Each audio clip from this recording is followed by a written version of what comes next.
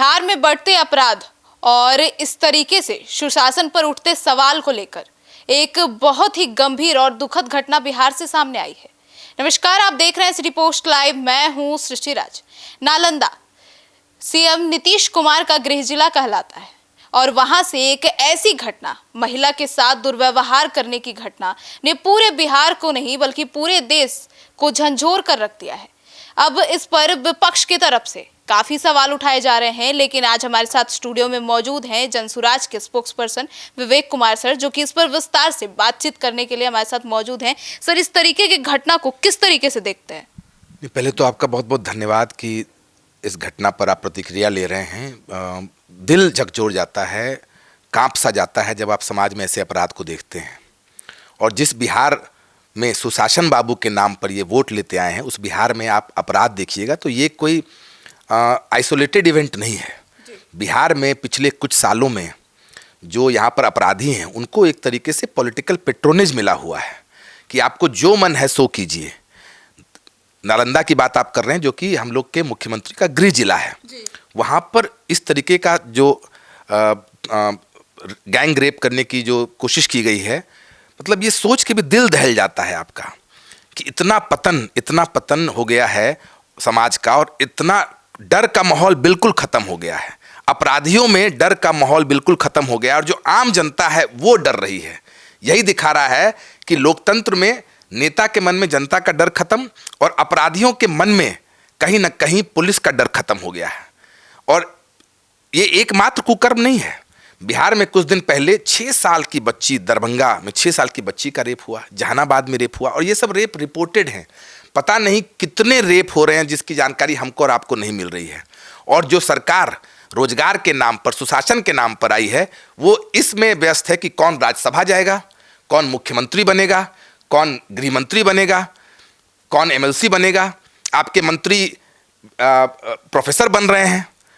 तो इस बात को देखकर जनता को भी तय करना चाहिए कि आपने ये बिहार किनके हाथ में सौंप दिया है। और आप और हम अब कितना भी त्राहिमाम करें, जब हमने अपराधी को जिताया है तो अपराधी बढ़ेंगे। आप अगर किसी शिक्षक को जिताते तो शिक्षा की व्यवस्था बेहतर होती। आप किसी डॉक्टर इंजीनियर को जिताते तो यहाँ पर चिकित्सा की व्यवस्था बेहतर होती। आप अपराधी को जिता रहे हैं तो अपराध बढ़ रहा है। और जो नालंदा में हुआ है, रूह कांपने वाले इंसिडेंट है। इससे रूह कांप रहा है, और जिसका रूह नहीं कांप रहा है उसको चिंता करने की बात है कि ये कहाँ पहुँच गए हैं। और सरकार को जिम्मेदारी लेनी चाहिए और कड़ी से कड़ी सजा होनी चाहिए। और सिर्फ इस एक रेप केस पर नहीं, बिहार में बढ़ते अपराध पर ना तो कुछ मुख्यमंत्री बोल रहे हैं, ना तो कुछ आपके गृह मंत्री बोल रहे हैं। लेकिन क्या बोलेंगे, मतलब क्या बोलेंगे गृह मंत्री, जब गृह मंत्री पर खुद रेप के आरोप लगे हुए हैं। तो जब आपका गृह मंत्री पर रेप का आरोप लगा हुआ है तो उस राज्य में रेप नहीं होगा तो और क्या होगा। बोलते समय भी दिल दहल जाता है। मतलब जो पिछले 3-4 महीने में जिस तरीके के वारदात बिहार में हो रहे हैं, इसको बंद होना चाहिए, इसको बंद करना चाहिए। और इस पर सख्त से सख्त कार्रवाई, इस पर कोई राजनीति नहीं होनी चाहिए, सख्त से सख्त कार्रवाई होनी चाहिए। और अपराधियों के मन में एक कहीं ना कहीं पुलिस का डर बैठना चाहिए। लेकिन पुलिस यहाँ पर फर्जी शराबबंदी कानून में लगी हुई है, पुलिस यहाँ पर घूस लेने में लगी हुई है। तो इन सबको देखना होगा। और ये तभी होगा जब जिस मैंडेट पर आपको, जिस कारण आपको सरकार में बैठाया गया है, आपको रोजगार के लिए बैठाया गया है, आपको सुरक्षा के लिए बैठाया गया है, आपको पलायन बंद करने के लिए बैठाया गया है, आपको आईटी हब खोलने के लिए बैठाया गया है, आपको हर प्रखंड में स्कूल खोलने के लिए बैठाया गया है, आप इन सब काम को छोड़कर कौन राज्यसभा जाएगा, कौन मुख्यमंत्री बनेगा, तो बिहार की स्थिति नहीं सुधरने वाली है। तो बिहार में अभी इस तरीके से सुशासन पर सवाल उठ रहे हैं सर, और लगातार राजनीतिक हलकों में कौन मंत्री कौन सुशासन, जैसा कि आपने बताया। अब इसके बाद अब क्या करना चाहिए सरकार को, जिससे इस तरीके की चीजों पे सुधार हो सके? सरकार को ये बोलने समय हंसी भी आ रही है और घबराहट भी हो रही है कि सरकार को जो जनता के मन में भय बैठा हुआ है कि बिजली बिल कब बढ़ जाएगी और हम शाम में आएंगे और बिजली बिल 20% बढ़ गया है, पेट्रोल डीजल का दाम कब बढ़ जाएगा, कब हमारी बच्चियों का रेप हो जाएगा, कब स्कूलें बंद हो जाएंगी। जो बिहार की जनता के मन में डर बैठा हुआ है, ये डर और खौफ अपराधियों के मन में होना चाहिए।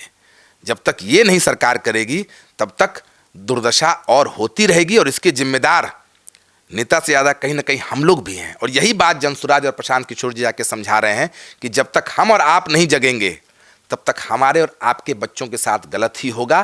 क्योंकि नेता जगा हुआ है और नेता इसीलिए अपनी चिंता कर रहा है और अपने रिटायरमेंट के पहले अपनी बच्चे की चिंता भी कर रहा है, और हम और आप धरती में लौट रहे हैं, हमारे बच्चे धरती में लौट रहे हैं और जाके दूसरी जगह नाला साफ करते हुए अपनी मौत, हम लोग की मौत हो जा रही है, और उसका लाश लाने के लिए भी सरकार व्यवस्था नहीं कर रही है। तो सुना आपने। तो अब नालंदा में हुए इस घिनौने वारदात के बाद अब सबकी जो दिलो और दिमाग दोनों पर सवाल खड़े हो गए हैं। बिहार में सुशासन पर सवाल खड़े हो रहे हैं और अब देखना होगा कि सरकार इस मामले को कितनी गंभीरता से लेती है और इस पर क्या एक्शन लेती है। एक महिला होने के नाते ये बहुत ही शर्मनाक घटना है। इस पर इस सिटी पोस्ट लाइव भी इसकी निंदा करती है और मैं भी इसकी निंदा करती हूँ। आपकी क्या राय है कमेंट सेक्शन में जरूर बताइएगा। अब पुलिस और प्रशासन दोनों से अनुरोध है कि इस मामले की गंभीरता से जांच होनी चाहिए। धन्यवाद।